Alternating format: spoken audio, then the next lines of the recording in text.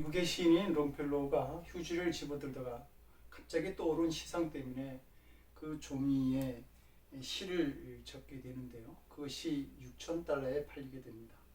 휴지의 위대한 문학성이 더해지면서 금보다 더 귀한 값에 팔린 것이죠. 미국 정부가 종이 조각에 독수리 도장을 찍으면 그것이 100달러짜리 지폐가 되어서 전 세계 가게에서 환영받는 종이가 됩니다. 종이 조각에 정부 보증이 더해졌기 때문이죠. 피카소가 종이 조각에 데생한 그림은 짐 한 채 값에 버금갑니다. 무가치한 종이에 천재의 이름과 그리고 예수성이 붙여져 엄청난 가치로 변화한 것이죠. 이 가치의 변화는 스스로 만들어진 것이 아니라 외부의 힘에 의해서 만들어진 것입니다.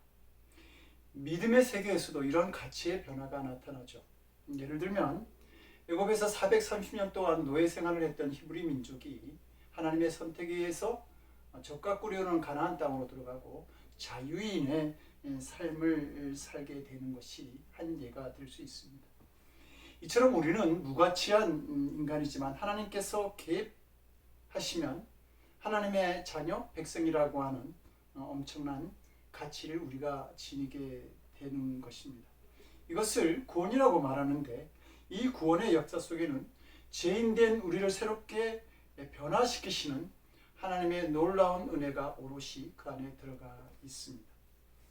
창세기를 보면 하나님께서 인간의 죄가 마치 바다에 물결이 치는 것처럼 온 세상을 뒤엎는 것을 보시고 사람 지으셨음을 한탄했다라고 말하고 있습니다. 그리고 이 세상을 홍수로 심판하시기로 결정하셨는데 그때 구원받은 사람이 노아죠. 그런데 이 구원받은 노아에 대해서 창세기 6장 8절은 노아는 여호와께 은혜를 입었더라 이렇게 말하고 있습니다. 그러니까 노아에게 임한 구원이 개인적 경건함으로 이루어진 것이 아니라 하나님의 은혜로 말미암아 멸망 중에서도 방주를 준비하고 구원받았다고 성경은 말하고 있는 것이죠.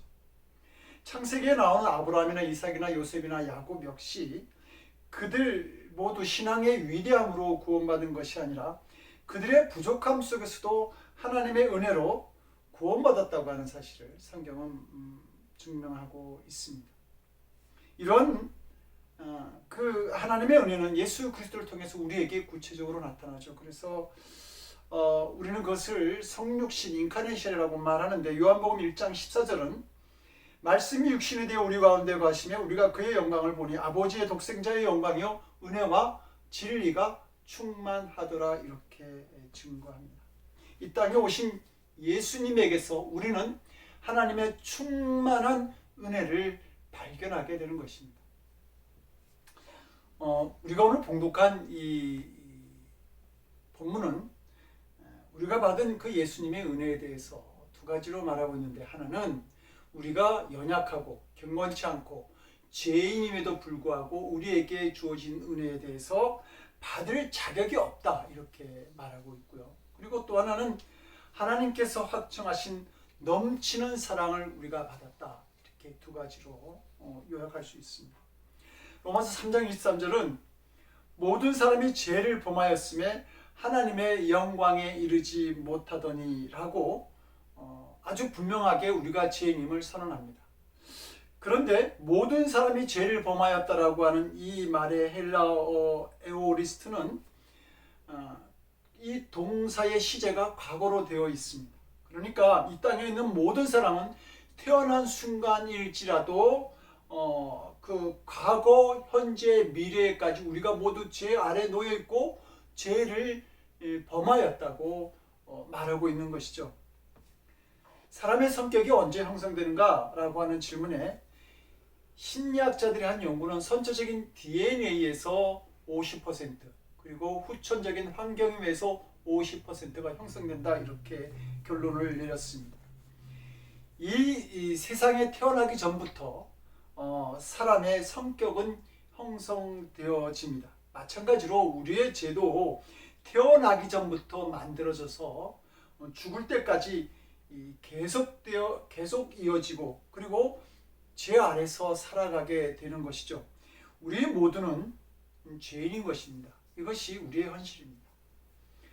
어느 여학교에서 선생님이 학생들에게 나르시즘이라고 하는 단어와 그 유래에 대해서 설명을 했습니다. 그리스 신화에 나오는 이야기인데 나르시스라고 하는 소녀가 호수에 비친 자기 얼굴을 보면서 너무 사랑스럽게 보여줘서 그 사랑을 고백하게 됐단다. 그런데 상대방이 반응을 보이지 않게 되자 그만 물에 빠져서 죽게 되지. 그래서 수선화가 되었단다. 이렇게 자신을 지나치게 사랑하는 병을 자해병 혹은 나르시시즘이라고 그렇게 말한단다. 이 설명을 들은 한 여학생이 선생님, 아무리 생각해도 제가 그 병에 걸렸나 봐요. 나는 거울을 볼 때마다 내가 너무 예뻐서 거울을 떠날 수가 없고 때로는 내 얼굴을 보면서 미칠 것 같을 때가 많이 있어요. 그 이야기를 들은 선생님이 얘기하죠. 그것은 자해병이 아니라 착각이란다. 그런데 우리도 이렇게 착각하면서 살아가는 사람들이 많이 있습니다. 자신이 꽤 괜찮은 사람인 줄로 아는 것이죠.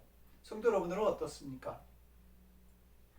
근데 이런 사람들은 예수님을 믿는다고 해도 아직 예수님을 분명하게 만나지 못한 사람들입니다. 예수님을 만난 사람들은 자신들이 죄인임을 너무도 분명하게 알게 되죠. 그래서 결코 착각할 수도 없고 교만할 수도 없는 것입니다.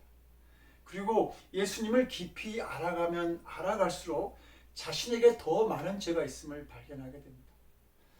사도 바울은 총 13편의 신약 성경을 기록하였는데요. 비교적 초기에 쓰여진 것이 고린도전서고 그리고 중간쯤에 쓰여진 것이 에베소서고 그리고 죽기 직전에 쓴 서신이 바로 디모데 전후서입니다. 그런데 그는 그 고린도전서에서 비교적 초기에 쓰여진 고린도전서에서 자기에 대해서 소개하기를 나는 사도 중에 지극히 작은 자다 이렇게 말합니다. 그런데 중기로 가면 그 에베소서에서는 나는 성도 중에 사도가 아닌 성도 중에 지극히 작은 자보다 더 작은 자다 이렇게 표현합니다. 그리고 그가 말기에 쓴 디모데 전서를 보게 되면 나는 죄인 중에 개수다 이렇게 고백합니다. 처음에는 사도라고 말하던 이 바울이 그 다음엔 성도, 마지막에는 죄인 중에 개수 이렇게 자신을 소개하고 있습니다. 예수님을 알아가면 알아갈수록 자신의 죄가 점점 더 크게 보여졌던 것이죠. 우리가 죄인이라고 하는 것, 그것은 우리에게 용서가 필요하다라고 하는 말입니다. 인도인들을 구원하기 위해서 맨발로 뛰어다니며 복음을 전하는 일에 힘썼던 터커 선교사에게 힌두교 숙녀가 찾아와서 변론하기를 요구했습니다. 자꾸 논쟁을 걸어온 그 숙녀에게 터커 선교사가 이렇게 말하죠. 나는 예수님의 종입니다. 그래서 논쟁하는 거 별로 좋아하지 않습니다. 그러나 당신에게 단 한 가지 묻고 싶은 게 있습니다. 그것은 당신은 말로든 생각으로든 또는 행동으로든 하루에 도대체 몇 번 정도의 죄를 범하고 있는 것 같습니까? 숙녀가 순간적으로 머뭇거리자 터커가 묻습니다. 5번 정도 합니까? 숙녀가 아니요, 그거보다 좀 더. 그럼 10번 정도 합니까? 그거보다 많은 것 같은데요. 그럼 한 50번 정도 합니까? 숙녀가 그거보다는 적은 것 같습니다. 그래요? 그렇다고 한다면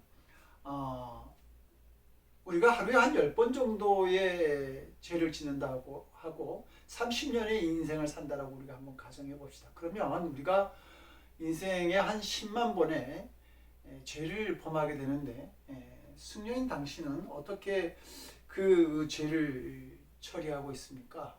터커 선교사가 이렇게 묻자 숙녀는 침울한 목소리로 대답을 해줘. 나는 그 방법을 잘 모르겠습니다. 그때 터커가 말하기를 나는 그 방법을 잘 알고 있습니다. 그 죄의 결말은 죽음인데 그런데 우리의 구주 되시는 예수님께서 그 죄를 대신해서 죽으셨습니다. 나는 그 예수님을 믿어 죄 사함을 받았고 이제 죄 없는 자가 되었습니다. 라고 대답을 하죠. 성도 여러분, 우리에게는 죄를 사함 받는 은혜가 있어야 됩니다. 그리고 그 예수님의 보혈이 바로 죄인된 우리에게 임하는 그러한 용서의 은혜가 되는 것이죠. 하나님께서 이스라엘 백성들에게 유월절 절기를 허락하시면서 양의 피가 발라진 집은 그 안에 어떤 죄인이 있고 어떤 죄가 있고 어떤 살인자가 있든지 간에 다 용서하시고 그냥 넘어가시겠다고 약속해 주셨습니다. 바로 그 어린 양의 피는 예수 그리스도께서 십자가에 흘리신 피가 되는 것이죠. 이 예수님의 피가 우리가 어떤 죄를 지었든지 간에 죽음에서 구원하시는 능력이 된다라고 하는 말입니다. 이렇게 하나님의 은혜를 우리가 알게 되면 그 사람들은 내가 죄인이라고 하는 사실을 알게 되고, 그리고 그 많은 죄에서 나의 죄가 사함받았다고 하는 사실을 알고 기뻐하게 되는 것이죠. 출애굽하기 전에 우리 백성들이 유월절 아침에 일어나 보니까 여기저기서 울음소리가 들려옵니다. 자기의 아들을 잃어버리고 형제를 잃어버린 사람들의 울음소리였던 것이죠. 그럴 때 그들이 생각하게 되지 않을까요? 나는 저들과 똑같은 죄인인데, 아니 어쩌면 더 부족한 삶을 살았을지도 모르는데 순전히 어린 양의 보혈로서 내 죄가 가리워져서 이렇게 새로운 은혜를 입게 되었구나. 얼마나 감사한 일인가? 라고 생각하지 않았을까요? 그래서 시편 32편 1절은 허물의 사함을 얻고 그 죄의 가리움을 받는 자가 복이 있다, 이렇게 말하고 있습니다. 어린 양의 피에 그 죄의 사함과 가리움을 받는 자가 복이 있다, 이렇게 말하는 겁니다. 성도 여러분, 이 원래 복이라고 하는 단어가 피에서 나온 거 아닙니까? 축복이라고 하는 블레싱이라고 하는 그 어원은 블루드, 피라고 하는 것, 특히 제단에 뿌려진 피에서 나온 단어입니다. 진정한 축복을 위해서 예수님께서 그 십자가에서 자신의 피를 흘리신 것이죠. 그런데 어떤 성도는 이 예수님의 보혈로 속죄받았다는 그 믿음이 있음에도 불구하고 별로 만족스러워하지 않습니다. 그러면서 예수님을 믿어도 받은 복이 없어, 이렇게 말하죠.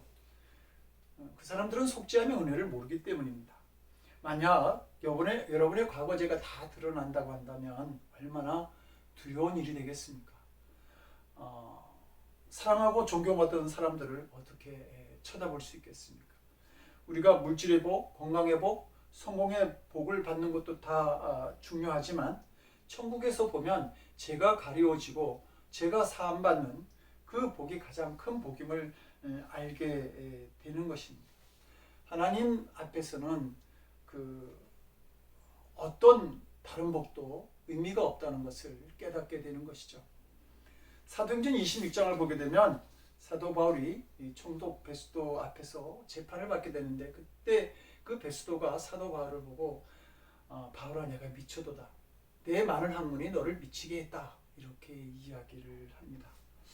그렇게 미쳤다고 말할 수밖에 없었던 것은 사도 바울이 그 전에는 믿는 자들을 옥에 가두고 고문하고 죽이기까지 했는데, 이제는 자기가 미워하던 그 예수님을 위해서 그 생명조차 아까우지 않고 복음을 전하는 데 힘쓰는 것을 보고 있었기 때문이죠. 바울의 이 놀라운 변화는 자신의 모든 죄를 사하시고 사도로 삼아주신 예수님의 은혜를 그가 경험하였기 때문입니다. 그래서 바울은 이 은혜를 생각할 때마다 그 예수님을 위해서 헐벗고 굶주리고 매를 맞고 도망 다니는 생활을 할지라도 기뻐할 수 있었고, 주님을 위해서 생명을 내놓으면서도 찬송할 수 있었던 것입니다. 성도 여러분, 여러분들은 이 바울과 같은 그 구원 받았다고 하는 것, 죄 사함 받았다고 하는 사실에 대한 감격과 기쁨이 있는지요? 그 예수님을 핍박하였던 바울이 예수님을 전하는 사도된 은혜를 누리게 되었던 것은 그의 공로로 이루어진 것이 아니죠. 마찬가지로 우리가 구원받은 은혜를 누리게 된 것은 우리가 은혜 받을 자격이 있어서 누리게 된 것이 아니라고 하는 말입니다. 집을 나간 탕자가 자신의 죄를 깨닫고 아버지께로 돌아갈 생각을 하면서 이렇게 말하죠. 지금부터는 아버지의 아들이라 일컬음을 감당하지 못하겠나이다. 나를 품꾼의 하나로 보소서 하리라. 이렇게 이제 말합니다. 이것이 우리의 현실이고 우리의 모습입니다. 우리가 고백해야 될 내용이라고 하는 것이죠. 그러나 탕자를 본 그 아버지는 이 내 아들이 죽었다가 다시 살아났으며 내가 잃었다가 다시 얻었도다. 이렇게 기뻐하면서 아들임을 증명하는 가락지를 끼워주고 그리고 잔치를 베푸는 것을 볼 수 있습니다. 우리가 자격이 있어서 아들이 되는 것이 아니라 전적인 아버지의 은혜로 아들이 되었다라고 하는 말입니다. 우리의 구원이 전적인 하나님의 은혜에서 출발하는 것이 바로 우리가 믿는 하나님의 은혜의 이야기가 됩니다. 유명한 찬송가 작사가인 뉴턴이 이런 말을 했습니다. 만일 내가 하늘나라에 간다고 한다면 세 가지 놀라운 현상을 보게 될 것이다. 첫째는 틀림없이 와 있을 것으로 생각한 사람들이 보이지 않아서 놀랄 것이고, 두 번째로는 하늘나라에 문턱에도 가지 못할 것이라고 생각했던 사람들이 와 있는 것을 보고 놀랄 것이고, 그리고 셋째는 나 같은 인간이 하늘나라에 들어왔음을 알고 놀라게 될 것이다 라고 말했습니다. 이것은 하나님의 은혜를 말하는 것이죠. 하나님은 인간의 행위를 보시고 판단하는 것이 아니라 그가 어떠한 인간이었든 간에 그의 중심 속에 하나님을 사모하는 그 마음이 있다고 한다면 그를 구원하시고자 하는 하나님의 은혜가 있다라고 하는 것입니다. 이 주님의 은혜를 우리가 깊이 알게 되면 나누고자 하는 마음을 가지게 됩니다. 바울이 그러나 나의 나 된 것은 하나님의 은혜로 된 것이다 이렇게 말하면서 내게 주신 그의 은혜가 헛되지 아니하여 내가 모든 사도보다 더 많이 수고하였다 이렇게 말합니다. 그러니까 주님의 은혜가 헛되지 아니하여서 내가 모든 사도보다 더 많이 수고하였다. 말하자면 하나님께서 내게 주신 그 은혜가 내게 머무르지 아니하고 나의 수고를 통해서 흘러갔다라고 하는 말입니다. 빌레몬은 도망갔던 종 오네시모가 그리스도인에 대해서 돌아왔을 때에 그를 용서해주고 자유자로 선포하죠. 후에 이 종이었던 오네시모가 그 예배소 교회의 감독이 되었을 때 이 빌레몬은 그 교회 집사가 되어서 그 오네시모를 종이었던 오네시모를 섬기고 교회를 섬기는 것을 볼 수 있습니다. 유명한 서머나 교회의 감독이었던 폴리갑도 노예였었습니다. 그리고 안디옥 교회 감독으로 유명한 이미티어스도 노예였죠. 성도 여러분, 이 일들이 놀랍지 않습니까? 바로 이것이 복음의 능력이고 또한 은혜의 역사라고 하는 겁니다. 노예 출신의 감독은 성도들의 발을 씻겨주는 자세로 목회를 하고, 성도들은 감독의 노예 시절을 비난하지 아니하고 감추어주고 섬기는 그 모습, 교회가 이렇게 될 때 정말 은혜를 말할 수 있게 되는 것이죠. 본문은 죄인된 우리에게 베푸신 하나님의 은혜를, 하나님께서 우리에 대한 그 사랑을 확증하신 것이다 이렇게 말하죠. 그러므로 하나님의 은혜를 누리는 사람들은 하나님께서 자신을 사랑하신다는 확신을 가지고 살아가게 됩니다.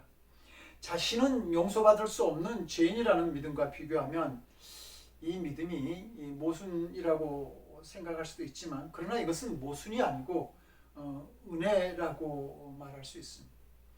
예수님을 만난 사람은 자신의 죄와 허물, 무능에 대해서 알지만 그러나 낙심하고 좌절하지는 않습니다.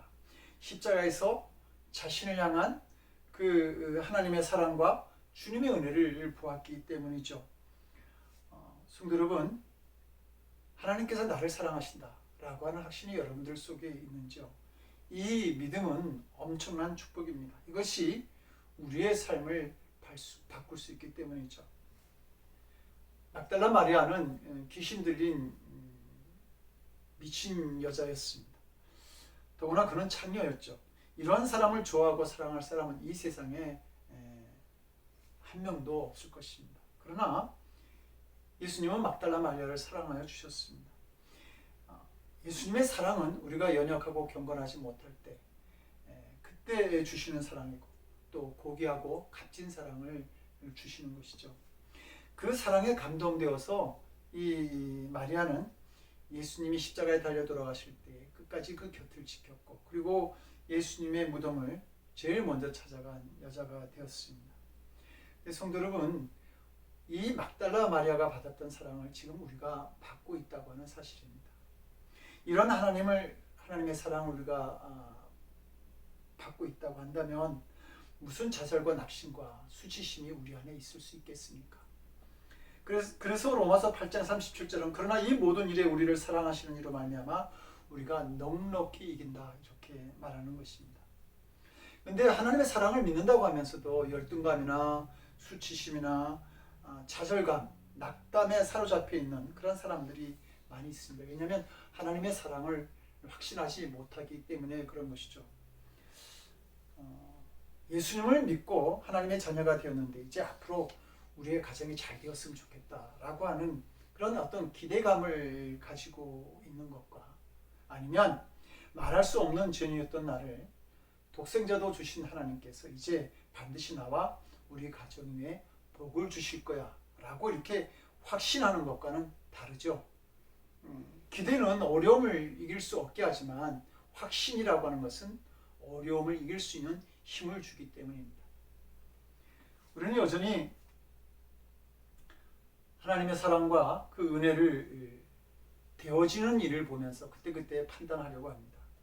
잘 되면 하나님께서 여전히 나를 사랑하시나 보다 이렇게 생각하지만 어려운 일을 만나게 되면 하나님께서 왜 나를 이렇게 힘들게 하시나 그리고 하나님의 사랑을 의심하죠. 이런 사람들은 은혜를 받지만 누리지는 못하는 사람들입니다. 하나님의 사랑은 매 순간 사랑할 문제가 아니라 이미 확증된 사실이기 때문에 그런 것이죠. 그래서 하나님께서는 나를 사랑하시기로 이미 결심하셨다라고 믿는 것입니다. 성도 여러분들은 이 은혜를 누리며 사십니까? 은혜를 받았냐고 제가 묻는 것이 아니라 이 은혜를 정말 누리면서 살아가느냐라고 묻는 것입니다. 우리는 감당할 수 없는 은혜를 받고 살아가지만 그 은혜를 누리지 못하고 살아가기 때문입니다. 많은 사람들이 하나님의 사랑과 은총과 복주심을 믿지 못하고 살아갑니다. 그래서 자꾸 이 돈이나 권력과 같은 세상적인 것에서 만족과 위로를 얻으려고 하죠. 이것을 우리를 지치게 하고 또 고통스럽게 만들다가 결국 절망하게 만드는 것입니다. 예수님 당시 율법주의자들의 큰 특징 중 하나가 돈을 사랑하는 것이었습니다. 그래서 예수님은 누가복음 10장 13절에서 집 하인이 두 주인을 섬길 수 없나니 혹 이를 미워하고 저를 사랑하거나 혹 이를 중히 여기고 저를 경히 여길 것이니라. 너희는 하나님과 재물을 겸하여 섬길 수 없느니라 이렇게 말씀하시죠. 그런데 이때 바리새인들이 그 말씀을 들으면서 웃었습니다. 그리고 성경은 왜 그들이 웃었는지에 대해서 돈을 사랑하였기 때문이다 이렇게 말합니다. 오늘날에도 돈을 사랑하는 이 율법적 믿음이 이 교회와 성도들 안에 가득 퍼져 있는 것을 봅니다. 그래서 교회는 병들어가고 성도들 안에는 하나님의 은혜가 점점 사라지고 있죠. 성도 여러분, 먼저 우리는 우리의 문제를 깨달아야 합니다. 그리고 우리에게 부어주시는 하나님의 은혜를 볼 수 있어야 합니다. 우리가 죄인임에도 불구하고 우리를 사랑하셨던 하나님을 만나야 하고요. 우리를 구원하시려고 독생자까지 주셨던 그 하나님의 사랑을 붙잡을 수 있어야 됩니다. 그리고 십자가에서 우리를 구원하여 주신 그 예수님을 바라볼 수 있어야 하는 것이죠. 이 놀라운 은혜를 준비하고 계신 예수님께서 우리에게 말씀하십니다. 볼지어다 내가 문에 서서 두드리노니 누구든지 내 음성을 듣고 문을 열면 내가 그에게로 들어가 그로 더불어 먹고 그는 나로 더불어 먹으리라. 주님께서 우리의 마문 앞에서 지금 기다리고 계시다고 그렇게 말씀하고 있습니다. 왜냐하면 우리의 마음은 우리만이 열 수 있기 때문에 그런 것이죠. 이제 우리의 마음문을 열어서 주님의 놀라우신 은혜에 우리가 참여할 수 있기를 원합니다. 그래야 해서 제약된 세상을 넉넉히 이기고 주의 사랑을 마음껏 누리는 복된 삶을 살아가는 성도들 되시기를 주님의 이름으로 축원드립니다. 기도하시겠습니다. 죄인된 우리를 사랑하심에 독생자를 허락하신 하나님, 저희를 존귀하게 만드신 그 사랑이 귀하고 참으로 놀랍습니다. 저희 모두가 그 은혜에 감사하면서 그 은혜가 흘러가는 통로의 역할을 할 수 있게 주여 도와주시옵소서. 그리고 나를 사랑하시는 주님의 은혜를 확신하며 담대하게 세상을 이기는 자들이 되게 주여 역사하여 주시옵소서. 이제는 우리를 사랑하시며 이 땅에 오셔서 어린 양의 희생제물이 되어주신 우리 주 예수 그리스도의 크신 은혜와 하나밖에 없는 독생자를 우리의 구원을 위해 희생제물로 삼으신 아버지 하나님의 극진하신 사랑하심과 이 죄악이 가득한 세상 속에서도 은혜 가운데로 우리를 인도하셔서 그 하나님의 넉넉한 사랑으로 세상을 이길 수 있게 하시는 성령님의 감화 감동 우리 안에 교통하시고 역사하시는 놀라우신 은총이 죄인된 우리의 죄를 사하시고 은혜의 삶으로 우리를 살아가게 하심에 그 사랑에 감격하여 하나님께 영광 돌리는 귀한 삶으로 나아가기를 원하는 거룩한 성도들 머리 위에 저들의 삶과 가정과 일터 위에 지금으로부터 영원토록 함께 하옵시기를 간절히 축원드리옵나이다. 아멘.